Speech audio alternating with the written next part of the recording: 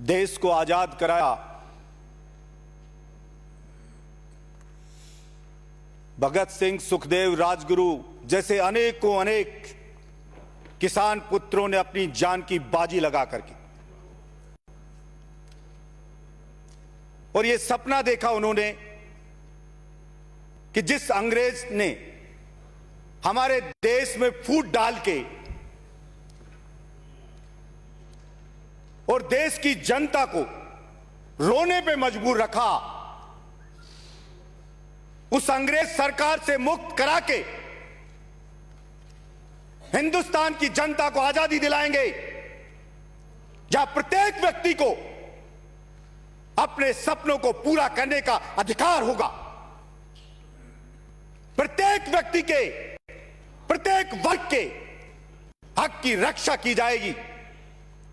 लेकिन अफसोस, देश को आजाद हुए 73 साल हो गए, कोई भी सरकार आए एक ही राग अलापती है, किसान की दशा सुधार देंगे। किसान को बेवकूफ बनाने के लिए वोट के टाइम पे कोई उसको अन्नदाता, कोई मालिक, जना क्या क्या कह करके और उसके वोट को ठगा जाता है। लेकिन 73 साल बीत जाने के बाद जो स्थिति किसान की उस वक्त थी, वो की बोर में तो कहूं 72 स्थिति में आज किसान आ गया है।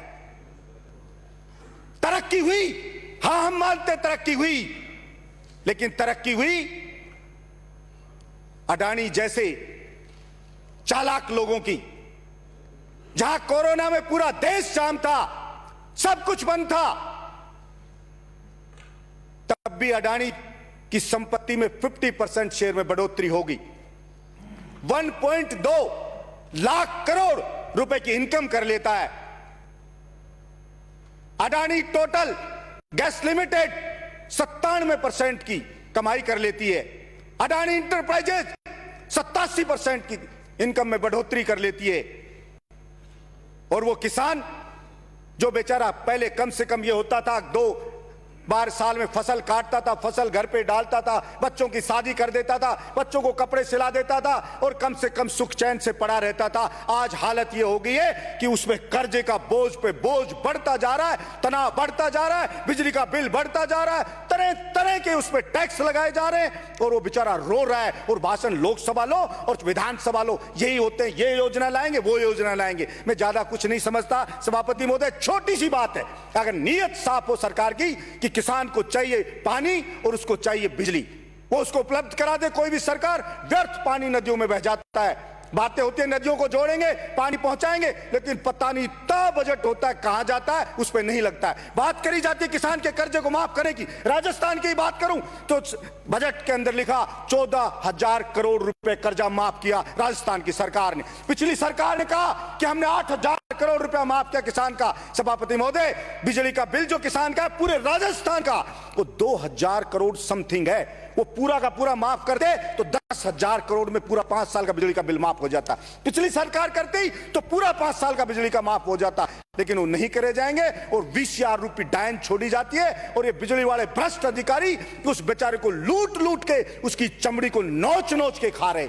इसलिए मैं तो ये मानना चाहता हूं और राजस्थान की विधानसभा से मैं राजस्थान के, हिंदुस्तान के किसानों को कहना चाहता हूं, कोई पार्टी, कोई सरकार कुछ नहीं बदलेगा, कुछ नहीं करने वाले आपका। जैसे अंग्रेजों ने फूट डाली थी, इन राजनीतिक पार्टियों ने फूट डाल दिए किसान कौम के अंदर कि आप इस पार्टी को, आप इस पार्टी को, आप इसके पक्ष में मत बोलो, आप इसके पक्ष में मत बोलो। इसलिए जरूरत अगर बदलना है तो अपने बच्चों के सीने में उसमें जो आगे उसकी ज्वाला को तेज करो, अपने बच्चों के जुनून को जगाओ और उनको तैयार करो कि विधानसभा हो चाहे लोकसभा, इन सीटों के ऊपर जाकर किसान पुत्र जब कब्जा करेंगे, जो इन नीतियों को लागू करते हैं ये आईएएस लोग, उनकी सीट पर जब किसान पुत्र कब्जा करेंगे तब जाके दशा किसान की सुधरेगी।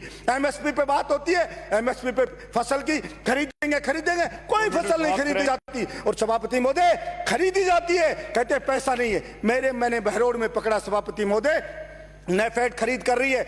50 किलो सरसों का कट्टा है, सरसों के कट्टे को तुलाया जाता है, 30 किलो वेट है। आप अंदाजा लगाओ, 50 किलो में 15 किलो खा रहा है और वहां के प्रबंधक को सस्पेंड करवाया। जब एफसीआई के गोदाम में सड़ रहा है अनाज, उसको सड़ने देते हैं और जब सड़ जाता है तब उसको बिल्कुल सस्ती दाम पे अपने मित्र होते हैं जो बियर बनाने वाले, उनको बेच दिया जाता है उन्हें पौने दाम में कि सड़ गया, ये खराब हो गया, उनको बेच दिया जाता है। इसलिए सभापति महोदय, नियत नहीं है किसी की, नियत नहीं है किसान की दशा सुधारे। उसका कारण है सभापति महोदय, किसान बेचारा भोला भाला है, वो मोल भाव नहीं करना चाहता जानता, वो सौदा नहीं करना चाहता, वो बेईमानी नहीं करना चाहता, वो बेचारा स्वाभिमानी है, वो किसी का हाथ फैलाना नहीं जानता। इसलिए जरूरत किसान को स्वयं लड़ने की है। कोई किसी को नहीं देगा, कोई नहीं सुधारेगा। पशुपालन की करते हैं सभापति महोदय, नसबंदी आदमी की कर देंगे, औरत को कहीं नसबंदी करो, उसके लिए आप अभियान चलाओगे, लेकिन सांड की नसबंदी नहीं करने देंगे कि सांड बढ़ने दो सांडों को, और वो किसान की चाहे पूरी फसल को चौपट कर जाए,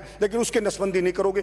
ऊंट की बात हो रही है, ऊंट की राज पशु उसको बना दिया ऊंट को, और बेचारा जो गाड़ी में चलाता था, बेचारा कुछ अपना खेती का काम करता था, उस बेचारे को अच्छा चारा मिलता था, उसकी देख रेख होती थी, बीमारी हो तो उसकी देख रेख होती थी। उसको कह जाए इसको कोई भी आदमी ने अगर जोड़ लिया ऊंट गाड़ी में तो फांसी तोड़ देंगे, उस बेचारे को पकड़ ले जाएगी पुलिस। उसको कोई खेती मिलेगा तो उसको पकड़ ले जाएगी। सभापति महोदय, पहले हमारे ध्यान है, पहले की बात नहीं, जब गाय के बछड़ा पैदा होता था तो हर कोई खुश होता था कि हमारे गाय ने बछड़ा दिया है, और अगर बच्चियां होती थी तो कहते नहीं भाई थोड़ा नुकसान होगा, बादशाह होना चाहिए था। आज किसी के बछड़ा पैदा हो जाए तो बेचारा रोने लग जाता है कि सांड का क्या करूंगा, कुछ होना जाना नहीं, उसकी कुछ नहीं कर सकते, ना कोई काम कर सकते, ना और कर सकते। इसलिए सभापति महोदय, मैं तो इतना कहना चाहूंगा, बस 1 मिनट खत्म कर रहा हूं, सरकार से इतना कहना चाहूंगा, अगर नीयत सच में साफ है, सच में साफ है नीयत, तो किसान को उड़ जाओ मत, किसी योजना फोजना कुछ नहीं जानता, अनपढ़ आदमी, सीधी सीधी बात करो, बिजली फ्री, उसके खेत तक पानी पहुंचे,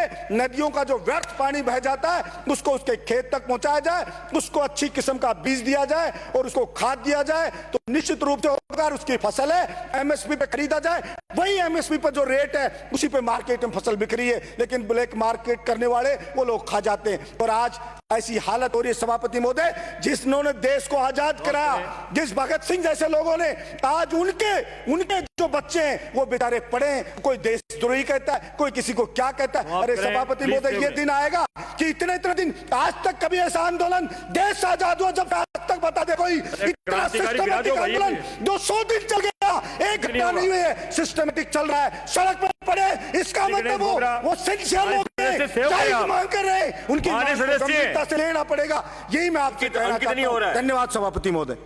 कभी आप